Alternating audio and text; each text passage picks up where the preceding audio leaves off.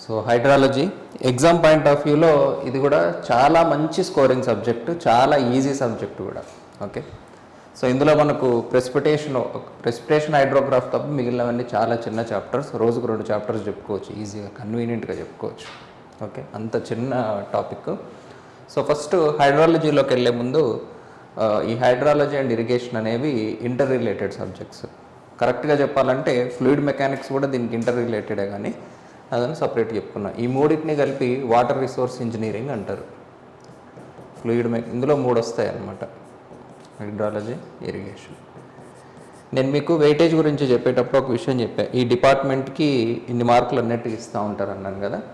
So ఎప్పుడైనా అంటే FM marks తగ్గడం అనేది కొంచెం రేర్ సిచ్యువేషనే. ఒకవేళ తగ్గితే మాత్రం ఆ మార్కులు రెండిట్లో ఏదో దానికి పోతాయి అన్నమాట. సో మనం అట్లా సెట్స్ లాగా ఉంటాయి అన్నమాట మార్కులు. స్ట్రక్చరల్ డిపార్ట్మెంట్కి మార్క్స్ వెళ్ళినాయి, ఎక్కువ మార్క్స్ ఎస్ఎంకి వెళ్తాయి జనరల్గా.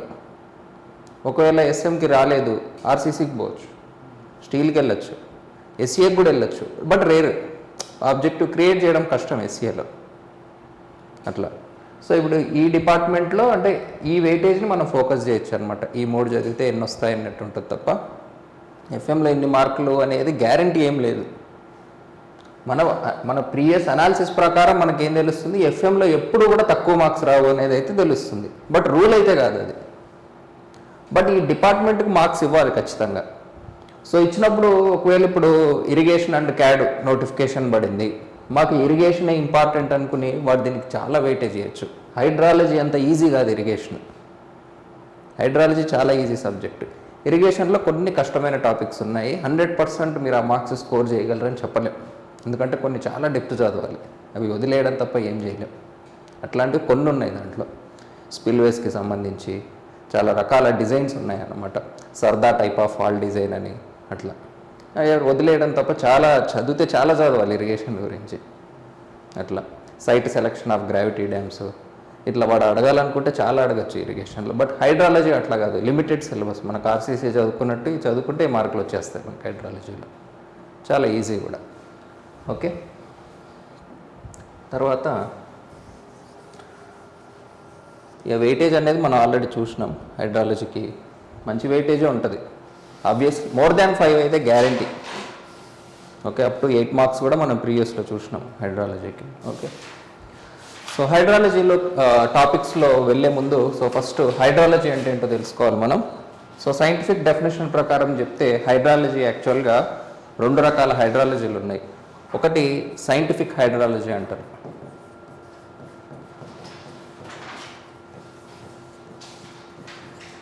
మీరు ఏడబ్ల్యూకి ప్రిపేర్ అవుతున్నారు కాబట్టి గేట్కి ఏడబ్ల్యూకి హైడ్రాలజీలో కొంచెం డిఫరెన్స్ ఉంటుంది. మీరు ఎక్కువ థియరీని కూడా నేర్చుకోవాలి హైడ్రాలజీలో. ఓకే, ఈ గేట్ ఎగ్జామ్, ఐఈఎస్వి వీటిలో థియరీ అంత కవర్ చేయరు హైడ్రాలజీది. బట్ ఇందులో మాత్రం థియరీ అడుగుతారు కాబట్టి థియరీ కూడా తెలుసుకోవాలి. అంటే వీడు హైడ్రాలజీ అంటే డెఫినేషన్ ఇచ్చి this is definition of hydrology అని కూడా అడుగుతాడు అనమాట. సో ఇట్లాంటి కన్వెన్షనల్గా రాని క్వశ్చన్స్ మనకి ఏడబ్ల్యూలో వచ్చే ఛాన్సెస్ ఉన్నాయి. అంటే టీఎస్పీఎస్సీలో ఎప్పుడు రాలేదు, బట్ రావు అని చెప్పడానికి లేదు అట్లా. So scientific hydrology. రెండవది ఇంజనీరింగ్ హైడ్రాలజీ.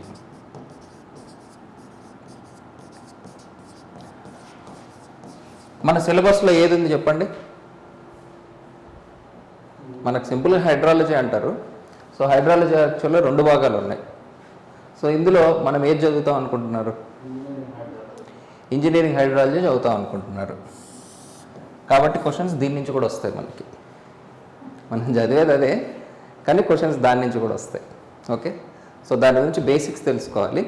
సో ఈ సైంటిఫిక్ హైడ్రాలజీలో ఏం చేస్తారంటే బేసిక్గా వాటర్ యొక్క ఆరిజిను, డిస్ట్రిబ్యూషను, సర్క్యులేషను అంతే తప్ప దాన్ని మెజర్ చేయడము, ఎక్విప్మెంట్స్ ఇదంతా ఉండదు. దాని వెనకాల ఉన్న సైన్స్ని స్టడీ చేయడం ఉంటుంది ఎక్కువ. ఎట్లా ఎవాపరేట్ అవుతున్నాయి వాటర్, దాని వెనకాల ఉన్న సైన్స్ ఏంది. సైన్స్కి ఇంజనీరింగ్కి తేడా, సైంటిస్ట్కి ఇంజనీర్కి తేడా గుర్తుందా? అవుతున్నట్టుంది. ఓకే, సైంటిస్ట్కి ఇంజనీర్కి ఒక్కొక్క క్లాస్లో మీకు తేడా చెప్పిన, ఎవరికైనా గుర్తుందా?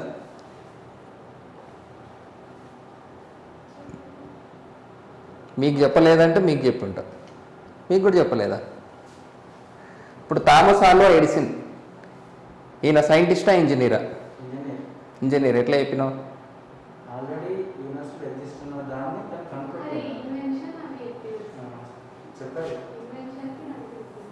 చెప్పిన సైన్స్కి ఇంజనీరింగ్కి కూడా చెప్పిన. సరే ఇంజనీర్ అని ఎట్లా చెప్పినావో చెప్పు. ఆల్రెడీ ఉన్నదాన్ని కనుక్కుంటే ఇన్వెన్షన్ అవుతుంది. ఇంజనీర్ ఎలా అవుతాడు? డిస్కవర్ చేసిన సైంటిస్టులు ఉంటారు, ఇన్వెంట్ చేసిన సైంటిస్టులు కూడా ఉంటారు. ఇంజనీర్కి సైంటిస్ట్కి తేడా అయింది.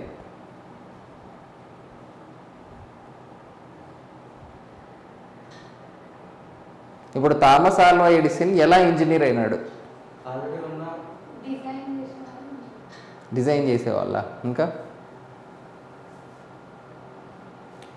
ఇంజనీరు ఏది కనిపెట్టడు, ఆల్రెడీ కనిపెట్టిన థియరీని ప్రాక్టికల్గా అప్లై చేస్తాడు.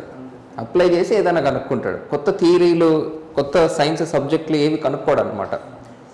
సో ఇప్పుడు వాటర్ ఎలా ఎవాపరేట్ అవుతున్నాయి అనేది స్టడీ చేసినాం అనుకో, అది దేని కిందకి వస్తుంది? కాదు. ఎంత ఎవాపరేట్ అవుతున్నాయి అనే ఒక ఎక్విప్మెంట్ తయారు చేయాలంటే అప్పుడు ఇంజనీరింగ్ వస్తుంది. ఎలా ఎవాపరేట్ అవుతున్నాయి, ఈ సైన్స్ని స్టడీ చేయడం అంతా ఇక్కడ వస్తుంది అనమాట. దాన్ని మెజర్ చేసే ఎక్విప్మెంట్స్ కానీ, అంటే సైంటిఫిక్ థియరీస్ని ప్రాక్టికల్గా అప్లై చేయడానికి ఎక్విప్మెంట్స్ తయారు చేసేవాళ్ళు ఇంజనీర్స్. అందులో ఉన్న సైన్స్ని కనిపెట్టిన వాళ్ళు సైంటిస్టులు. So Thomas Alva Edison is a engineer, electrical engineer. అది ఆ డిఫరెన్స్ తెలియాలి మనకు. సో ఆ డిఫరెన్స్ తెలిస్తే ఇందులో ఏముంటుందో ఇందులో ఏముంటుంది అనేది మనకు తెలిసిపోతుంది ఈజీగా. ఓకే. సో మీకు ఎక్కువ శాతం ఎగ్జామ్లో అడిగే డెఫినేషను ఇదే. ఎందుకంటే మన సిలబస్లో ఇది ఉంది కాబట్టి, ఎప్పుడు దీని డెఫినేషన్ అడుగుతూ ఉంటారు. అంటే వాళ్ళు ఇంత స్పెసిఫిక్గా చెప్పరు సైంటిఫిక్ అన్నట్టు, వాట్ ఈస్ హైడ్రాలజీ అన్నట్టు చెప్తారు. ఓకే. సో కామన్గా రాసే డెఫినేషన్ వచ్చేసి study of origin, distribution and circulation. 3 పదాలు అర్థమైనాయా?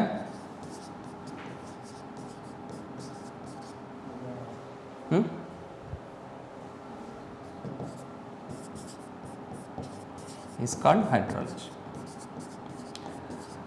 వాటర్ ఎలా ఆరిజిన్ దగ్గర నుంచి అసలు ఎలా పుట్టాయి దీని మీద, తర్వాత ఎలా డిస్ట్రిబ్యూట్ అయ్యాయి, సాల్ట్ ఓషన్, సీ, రకరకాలుగా వాటర్ డిస్ట్రిబ్యూట్ అయింది మనకు, రైట్. తర్వాత ఎలా సర్క్యులేట్ అవుతున్నాయి, right. Origin, distribution and circulation is called hydrology. But యాక్చువల్గా ఇది సైంటిఫిక్ హైడ్రాలజీ.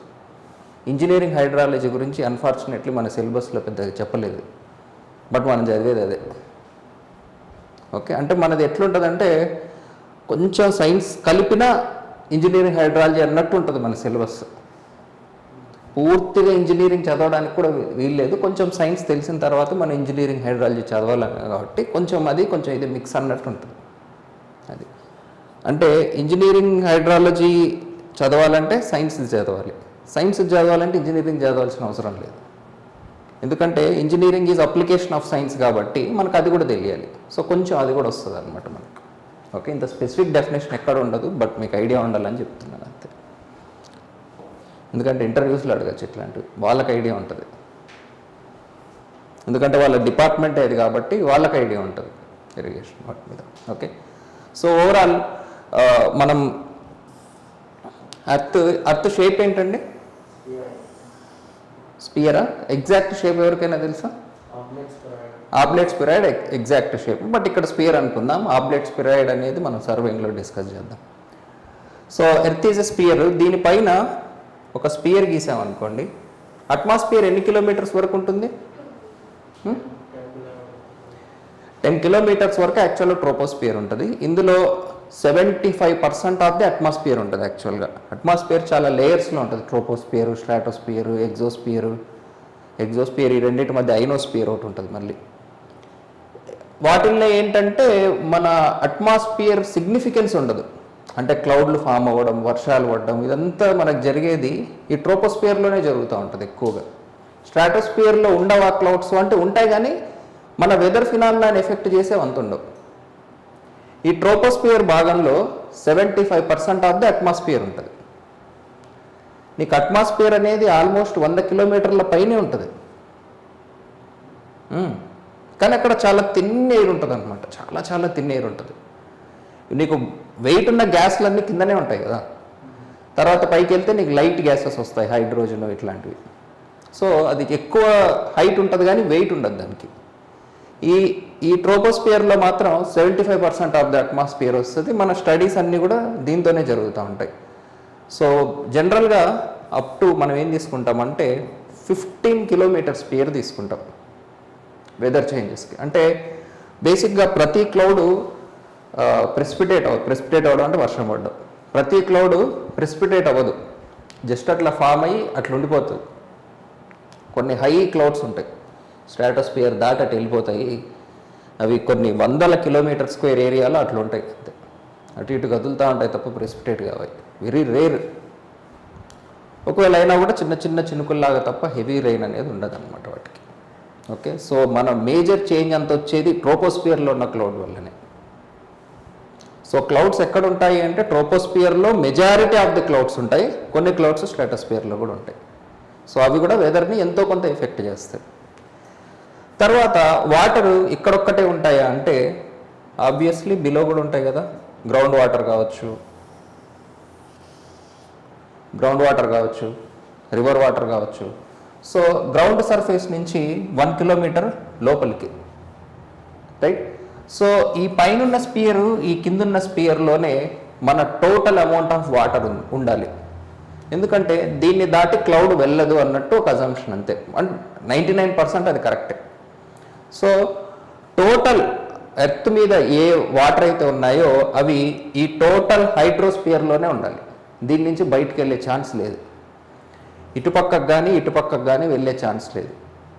అవి ఎటైనా సర్క్యులేట్ అవ్వచ్చు తప్ప ఈ స్పియర్ని దాటి రావా వాటర్.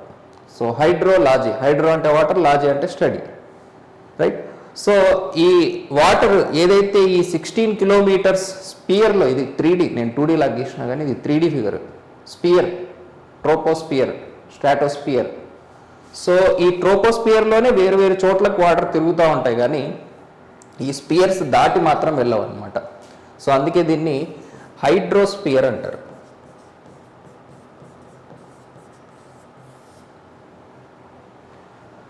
సో అది లిక్విడ్ నుంచి సాలిడ్, వేపరు, దాని నచ్చిన ఫామ్లోస్ కన్వర్ట్ కావచ్చు కానీ total amount of water on the earth surface is constant.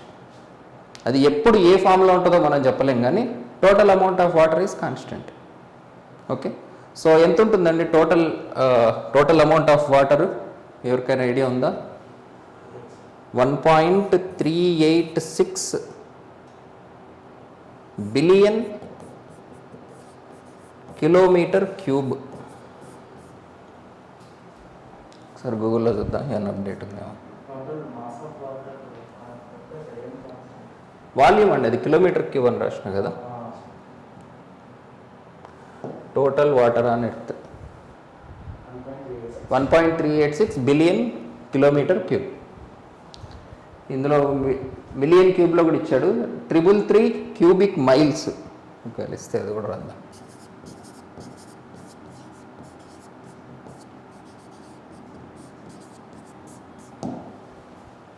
Okay, so ఇంత అమౌంట్ ఆఫ్ వాటర్ ఏదైతే ఉందో ఇదే ఇటు సర్క్యులేట్ అవుతూ ఉంటుంది అనమాట.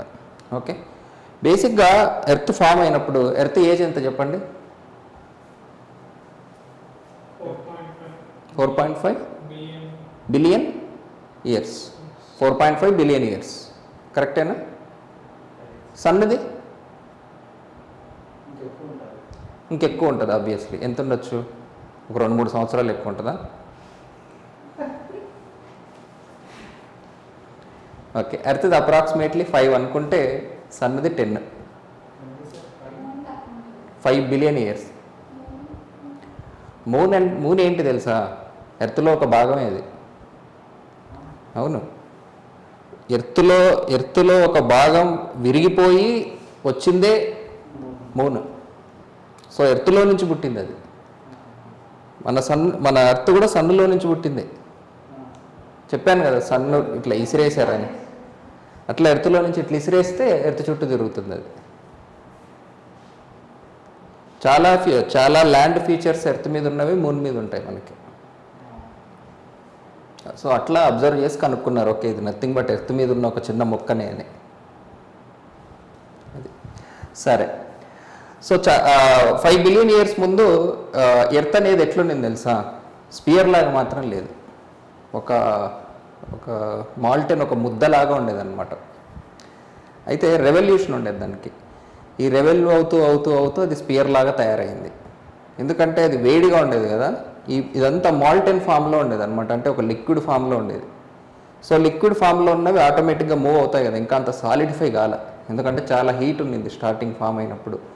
ఇంత హీట్ ఉన్నప్పుడు వాటర్ దీని మీద ఉండగలదా? ఉండలేదు ఆబ్వియస్లీ. సో ఇనీషియల్గా వాటర్ మొత్తం వేపర్ ఫామ్లోనే ఉండేది ఎర్త్ ఫామ్ అయినప్పుడు. భూమి మీద అసలు చుక్క వాటర్ కూడా ఉండేవి కాదు, కానీ భూమిని అతుక్కుని ఉండేవి అట్మాస్ఫియర్లో. స్లోగా ఎర్త్ కూల్ అవుతున్నప్పుడు ఆ వాటర్ మొత్తం దీని మీదకి రీచ్ అయ్యి earth obviously travels from high elevation to లో ఎలివేషన్ కాబట్టి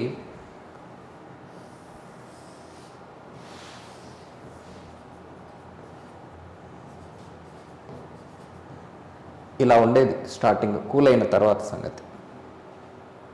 ఓకే, దీనికి ఒక పేరు కూడా ఉంది, ప్యాంజియానో ఏదో అంటారు, నాకు కరెక్ట్ గుర్తులేదు దాని పేరు.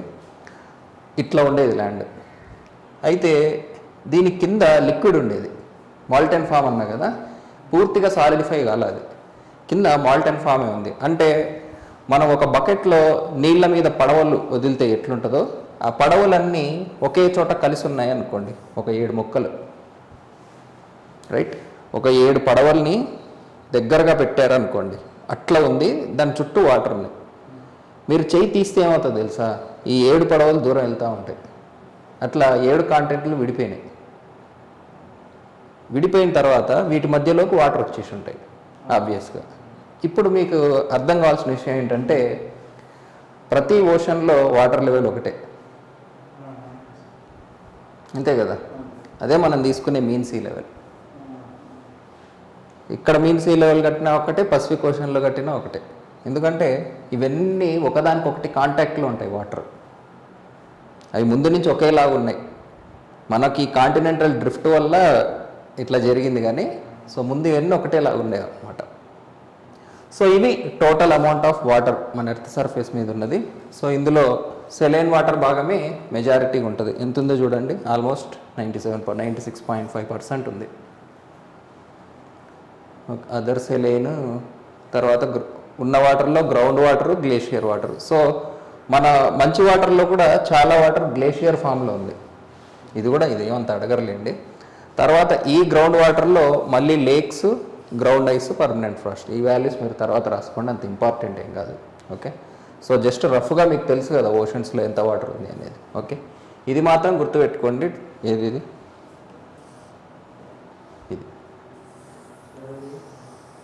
టోటల్ ఎంత వాటర్ ఉన్నాయి చెప్పండి. మిగిలింది ఫ్రెష్ వాటర్, అది ఎంత ఉంటుందో మీరు క్యాలిక్యులేట్ చేసి. మిగిలింది ఫ్రెష్ వాటర్. ఈ ఫ్రెష్ వాటర్ మిగిలింది కదా, ఈ మిగిలింది ఇది, ఈ గ్రౌండ్ వాటర్లోది ఇది మిగిలింది. గ్రౌండ్ వాటర్ రూపంలో ఉంది, ఇక్కడ ఉంది. ఈ గ్రౌండ్ వాటర్లోది ఇక్కడ ఉంది. సో దాన్ని విభజించినాడు. ఆ పర్సెంటేజ్ మీరు తర్వాత చూసుకోండి, అదేం అవసరం లేదు మనకి. బట్ టోటల్ మనం స్టడీ చేసే అమౌంట్ ఆఫ్ వాటర్ ఎంత అంటే 1.386 బిలియన్ కిలోమీటర్ క్యూబ్ వాటరు ఏ రకరకాల ఫామ్స్లో ఉంది, ఎక్కడెక్కడ తిరుగుతూ ఉంది, వీటన్నిటి గురించి మనం స్టడీ చేస్తాం హైడ్రాలజీలో. ఈ హైడ్రోస్పియర్లోనే తిరుగుతూ ఉంటుంది అనమాట.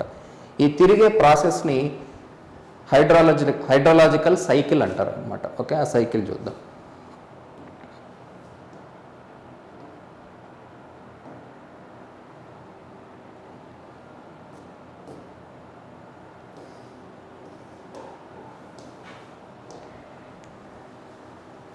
ఓకే, పిక్ క్రెడిట్స్ ఏమైనా రాయాలన్నా ఇక్కడ అవసరం లేదా?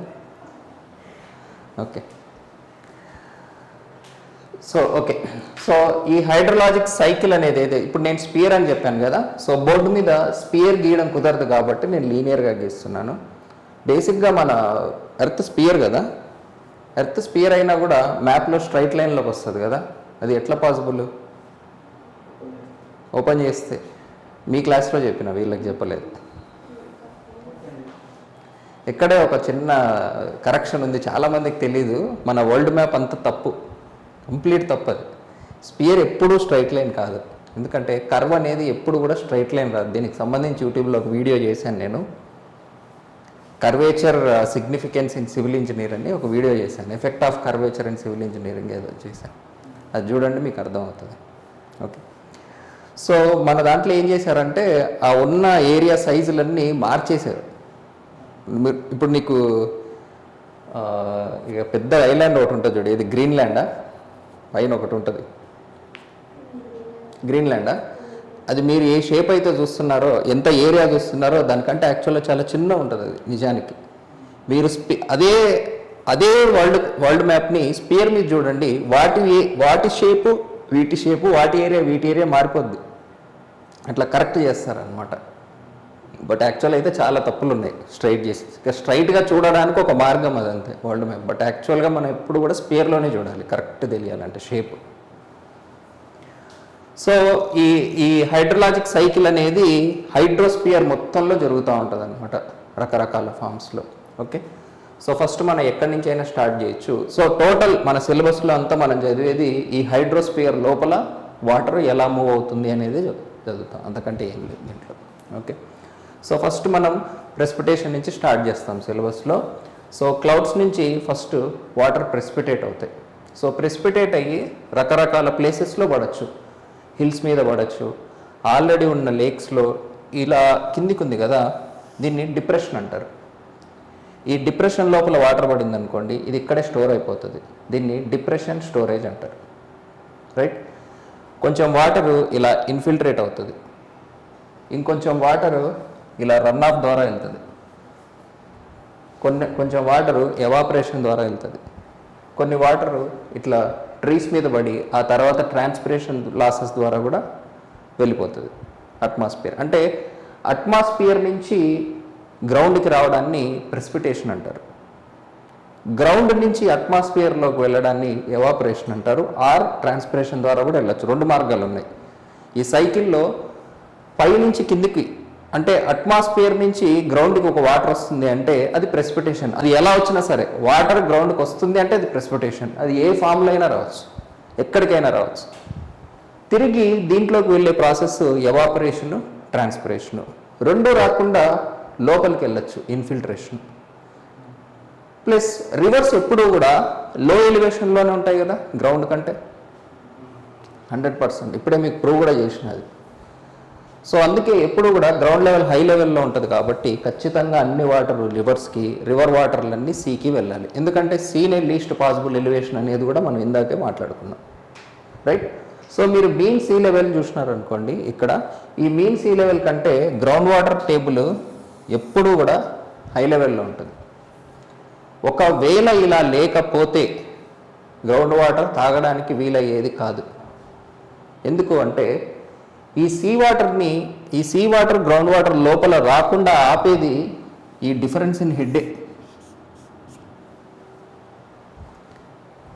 సపోజ్ గ్రౌండ్ వాటర్ కిందికి ఉన్నాయనుకో, ఈ సీ వాటర్ లోపలికి రాపడానికి ఆపలేరు అసలు. ఇప్పుడు ఎందుకు ఆగుతుంది అంటే దీని హైట్ ఎక్కువ ఉంది, అటువైపు ప్రెషర్ని ఇటువైపుది కంపన్సేట్ చేస్తూ ఒక లేయర్ వస్తుంది అనమాట. దీన్ని సాల్ట్ వాటర్ ఇంట్రూజన్ లేయర్ అంటారు. మీరు బోర్వెల్ తవ్వి ఈ గ్రౌండ్ వాటర్ని తీసినప్పుడు ఏం జరుగుతుంది అంటే ఈ ఇంట్రూజన్ లేయర్ కొంచెం కదులుతుంది. మీరు ఎన్ని బోర్వెల్ తవ్వితే అంత సీ వాటర్ లోపలికి వస్తూ ఉంటుంది. సో గ్రౌండ్ వాటర్ లెవెల్ తగ్గితే వాటర్ పొల్యూషన్ పెరుగుతుంది. ఇప్పుడు మీకు ఈ ఇంట్రూజన్ లేయర్ ఉంది కదా, ఇక్కడ బోర్వెల్ వేసారనుకో మీకు సాల్ట్ వాటర్ ఓషన్ వాటర్ వస్తాయి. సో మీరు ఇక్కడ బోర్వెల్ వేయడానికి కుదరదు, అసలు బోర్వెల్ వేయడం కుదరదు. రైట్, సో ఇట్లా సాల్ట్ వాటర్ సోర్సెస్ ఎక్కడైనా ఉన్నాయనుకోండి, మీకు ప్రాపర్ హెడ్ మెయింటైన్ కాకపోతే ఆ సాల్ట్ వాటరు గ్రౌండ్ వాటర్లో కలిసిపోతుంది. సో అందుకే కొన్ని చోట్ల మంచినీళ్ళు వస్తూ ఉంటాయి, కొన్ని చోట్ల ఉప్పు నీళ్ళు వస్తూ ఉంటాయి. ఆ హెడ్ అనేది మెయింటైన్ చేయగలిగితేనే అది రాకుండా ఆపగలదు అనమాట. సాల్ట్ వాటర్కి డెన్సిటీ 1.25, గ్రౌండ్ వాటర్కి 1. సో సాల్ట్ వాటర్ తక్కువ హైట్ ఉన్నా ఎక్కువ ప్రెషర్ ఉంటుంది, అయినా దాన్ని ఆపాలి అంటే ఇది చాలా హైట్లో ఉండాలి గ్రౌండ్ వాటర్, అంతే కదా. ఇప్పుడు సాల్ట్ వాటర్ ఇంత హైట్ ఉంది, 1.25 ఇంటూ హెచ్ దీనికి ఉన్న ప్రెషర్. గ్రౌండ్ వాటర్ ఇంత హైట్ ఉంది, 1 ఇంటూ H2. సో ఈ 1 ఇంటూ H2 ఈ 1.25 ఇంటూ H1ని బ్యాలెన్స్ చేయాలి, రైట్. సో బ్యాలెన్స్ చేసేటప్పుడు ఒక లేయర్ ఇట్లా వెళ్తుంది అనమాట, వెళ్తుంది. సో నువ్వు ఈ హైట్ తగ్గించినావు అనుకో, ఈ లేయర్ ఇంకా ముందుకు వెళ్తుంది. ఈ హైట్ ఎంత తగ్గిస్తే అంత వెళ్ళి అక్కడ ప్రెషర్స్ ఈక్వల్ అవుతాయి అన్నమాట. ఇట్లా ఒక ఇంట్రూజన్ లేయర్ వస్తుంది మనకి. గ్రౌండ్ వాటర్ ఏది ఇప్పుడు గ్రౌండ్ వాటర్ పైన ఉంది కాబట్టి కదా ఇవి రాలేకపోతున్నాయి, హెడ్ ఎక్కువ ఉంది కదా. ఇప్పుడు హెడ్ తగ్గిందనుకో, ఇప్పుడు దీనికి ప్రెషర్ ఎక్కువ ఉంది, హై ప్రెషర్ టు లో ప్రెషర్ వచ్చేస్తాయి వాటర్. ప్రెషర్ ఈక్వల్ ఉంటే ఎటు పో, ఆర్ హెడ్ ఈక్వల్ ఉంటే ఎటు పో కదా. సో ఇటువైపు ప్రెషర్ ఎందుకు తక్కువ ఉంది అంటే ఈ వాటర్ ఎక్కువ ఉన్నాయి కాబట్టి, ఈ వాటర్ ఎక్కువ ఉన్నాయి కాబట్టి దీన్ని రాకుండా ఆపగలుగుతుంది ఇది. ఇవి ఇటు వచ్చేస్తూ ఉంటాయి సీ వాటర్, ఒక లేయర్ ఉంటుంది అనమాట. ఎప్పుడు కాంటాక్ట్ దగ్గర ఒక లేయర్ ఫామ్ అవుతుంది. ఇప్పుడు మన ఇంట్లో అయినా సరే ఒక సిలిండర్ పెట్టేసి ఇటు సీ వాటర్ పోసేసి ఇటు గ్రౌండ్ వాటర్ పోసినాం అనుకో, ఆ మధ్యలో ఒక లైన్ ఫామ్ అవుతుంది ఇట్లా. ఆ ఇంక్లైన్డ్ లైన్కి ఇటువైపు సాల్ట్ వాటర్ ఉంటాయి, అటువైపు గ్రౌండ్ వాటర్ ఉంటాయి, మిక్స్ కావు రెండు. అది రెండు డిఫరెంట్ డెన్సిటీస్ కదా, మిక్స్ కావు, బట్ ఒక లేయర్ మిక్స్ అవుతుంది, కొంచెం వాటర్ మిక్స్ అవుతాయి అన్నమాట. సో మీరు ఎన్ని బోర్వెల్ తీస్తే అంత గ్రౌండ్ వాటర్ పొల్యూట్ అవుతుంది. సో గ్రౌండ్ వాటర్ లెవెల్ దిగడం అనేది చాలా డేంజర్. ఓకే, సో ఇది గ్రౌండ్ లెవెల్ వాటర్ అనమాట. River water obviously ground water కంటే కూడా తక్కువే ఉంటుంది, ఇంకా దానికంటే తక్కువ ఉంటుంది సీ. ఓకే, సో ఆ రివర్ వాటర్ అయినా పొల్యూట్ కావచ్చు, గ్రౌండ్ వాటర్ అయినా పొల్యూట్ కావచ్చు, ఇట్లా ఏదైనా జరగచ్చు అనమాట. ఓకే, సో సైకిల్లో సో ఫస్ట్ మనకు ఎవాపరేషన్ అనేది మేజర్గా ఎక్కడ జరుగుతుంది అంటే ఓషన్స్, రివర్స్లోనే జరుగుతుంది. ఈ లేక్స్ దగ్గర జరిగేది కంపారిటివ్లీ కొంచెం నెగ్లిజిబుల్, ఎందుకంటే అది హ్యూజ్ అమౌంట్ ఆఫ్ వాటర్ కాబట్టి కంపారిటివ్లీ మనకి ఎక్కువ శాతం రివర్స్లో, ఓషన్స్లో వీటిలోనే జరుగుతుంది ఎక్కువ ఎవాపరేషన్. సో అక్కడి నుంచి ఎవాపరేట్ అయిన వాటరు ప్రెసిపిటేట్ అవుతాయి. ప్రెసిపిటేట్ అయిన వాటర్కి ఒకటి ల్యాండ్ మీదే స్టోర్ కావచ్చు, డిప్రెషన్స్లో, లేక్స్ కావచ్చు, ఏవైనా సరే లేక్స్లో కూడా స్టోర్ కావచ్చు, ఏవైనా సరే కాలువలు ఎక్కడైనా సరే స్టోర్ కావచ్చు. రెండోది లోపలికి వెళ్ళి ఇన్ఫిల్ట్రేట్ అయ్యి గ్రౌండ్ వాటర్ని రీఛార్జ్ చేయొచ్చు. మూడోది రన్ ఆఫ్ లాగా మళ్ళీ రివర్ వాటర్లోకే వెళ్ళవచ్చు, రైట్. సో ఇలా ఒక సైకిల్ ఫామ్ అవుతుంది అనమాట, రైట్. సో టోటల్ వాటరు ఇట్లా లిక్విడ్ ఫామ్లోనే ఉండాలని రూల్ ఏం లేదు. కొంచెం అట్మాస్ఫియర్లో కూడా వాటర్ వేపర్ రూపంలో కూడా స్టోర్ కావచ్చు, బట్ స్టిల్ అది మన స్పియర్లో ఉన్నది, అది కిందికి రావచ్చు, పైకి పోవచ్చు. బట్ ఓవరాల్గా ఈ హైడ్రోస్పియర్ లోపలే ఉంటుంది అనమాట వాటర్ మొత్తం. సో ఇప్పుడు ఇందులో మన సిలబస్ ఏంటి అంటే ఫస్ట్ ప్రెసిపిటేషన్, రకరకాల ప్రెసిపిటేషన్లు, ఆ ప్రెసిపిటేషన్ ఎందుకు పడుతున్నాయి, ఇది ఫస్ట్ యూనిట్. సెకండ్ యూనిట్ వచ్చేసి దాన్ని ప్రిడిక్ట్ చేయడం, ఎప్పుడు ఇంత ఇంటెన్సిటీ ఆఫ్ రెయిన్ఫాల్ ఎప్పుడు పడవచ్చు, frequency. Next chapter evaporation and transpiration. Next chapter infiltration. Next chapter run off ద్వారా వచ్చే హైడ్రోగ్రాఫ్. నెక్స్ట్ చాప్టర్ ఈ అవుట్లెట్ దగ్గర ఒకటి ఉంటుంది అనమాట. సో అవుట్లెట్కి సంబంధించి ఒక hydrograph, inflow to outflow, flood routing అంటారు దాన్ని. ఓకే, అది నెక్స్ట్ చాప్టర్. తర్వాత ఈ రివర్లో పడ్డ వాటర్ ఎంత వెలాసిటీతో మూవ్ అవుతుంది అనేది రివర్ గేజింగ్. ఇది మన సిలబస్. ఓకే, సో ప్రెసిపిటేషను, తర్వాత ఫ్రీక్వెన్సీ, ఈ రెండు ప్రెసిపిటేషన్ రిలేటెడ్. తర్వాత evaporation, infiltration, run off and hydrograph, flood routing, river gauging. ఇది మనకున్న టోటల్. ఓకే, సో ఓవరాల్ మన సిలబస్ అంతా ఈ ఒక్క ఫిగర్లోనే ఉంటుంది అనమాట. సారీ, వెల్స్ కూడా గీసాం కదా, ఇక్కడ వెల్ హైడ్రాలిక్స్ ఉంటుంది. వెల్స్లో కూడా వాటర్ ఉంటాయి కదా, వెల్ హైడ్రాలిక్స్, ఇది కూడా ఒక టాపిక్. ఇది హైడ్రాలజీ సిలబస్. అన్ని టాపిక్స్ చాలా ఈజీ, కష్టమైన టాపిక్కే లేదు అసలు హైడ్రాలజీలో. Each and every topic is very easy. Okay, so ఇందులో ఫస్ట్ టాపిక్ చూద్దాం, ప్రెసిపిటేషన్.